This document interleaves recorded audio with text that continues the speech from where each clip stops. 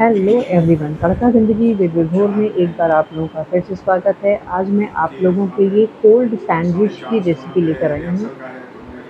बाहर तो हम लोगों ने बहुत खाया होगा, हम लोग रेस्टोरेंट में जाते हैं तो कोल्ड सैंडविच ऑर्डर करते हैं।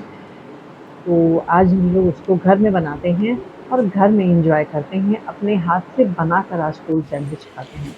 इसके लिए हमें चाहिए एक गाजर मैंने कद्दूकस करके ली है, धनिया के पत्ते हैं, थोड़ी सी हरी मिर्च फाइन चॉपिंग कर ली है, कैप्सिकम कद्दूकस करके लिया है, उसके साथ चिली फ्लेक्स लिया है, कुटी हुई काली मिर्च है हाफ टी स्पून ऑरिगेनो है और उसके साथ साथ पनीर ली है। पनीर मैंने लगभग 50 ग्राम के करीब ली है।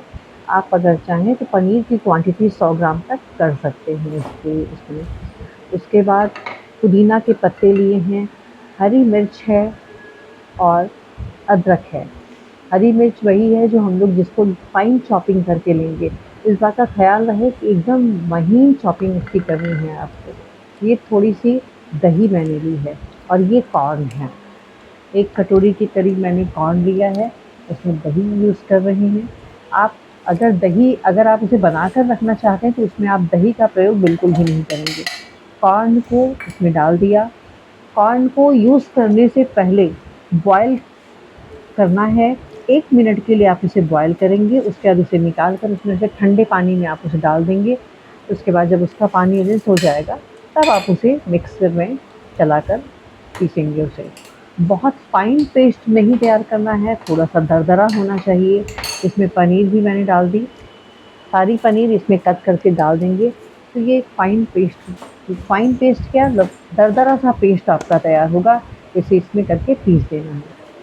उसके बाद ये देखिए इसका पेस्ट एक दरदरा सा पेस्ट तैयार हुआ। अब इस गाजर में, धनिया के पत्ते में और कद्दूकस की हुई शिमला मिर्च में इसे अच्छी तरह से मिक्स कर लेंगे।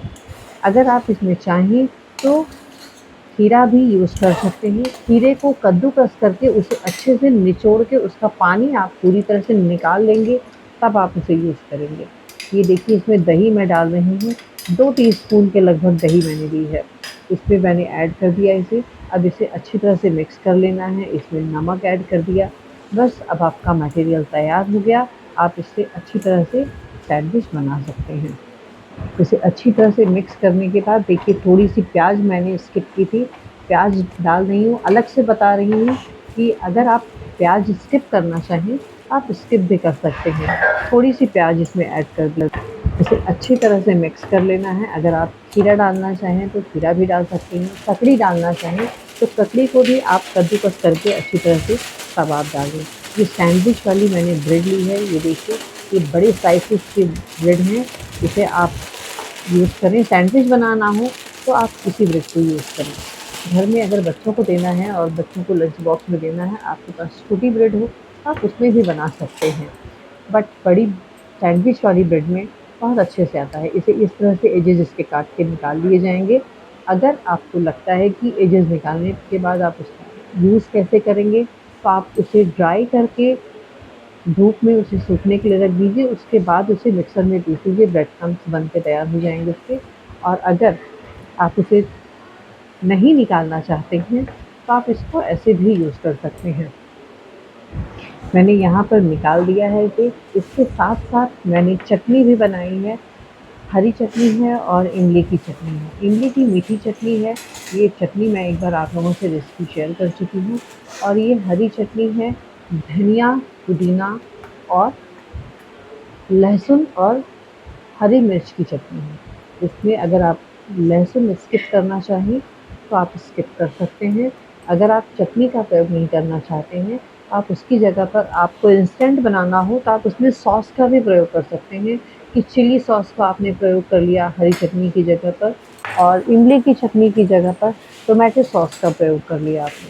आप इस तरह से भी कर सकते हैं। देखिए, एक ब्रेड पे मैंने हरी चटनी लगाई, दूसरी स्लाइस पर मैं इमली की चटनी लगाऊँगी और बहुत ही बढ़िया टेस्ट आता है। लेकिन यकीन मानिए सॉस से ज़्यादा अच्छा सैंडविच का टेस्ट आपकी चटनी में आता है।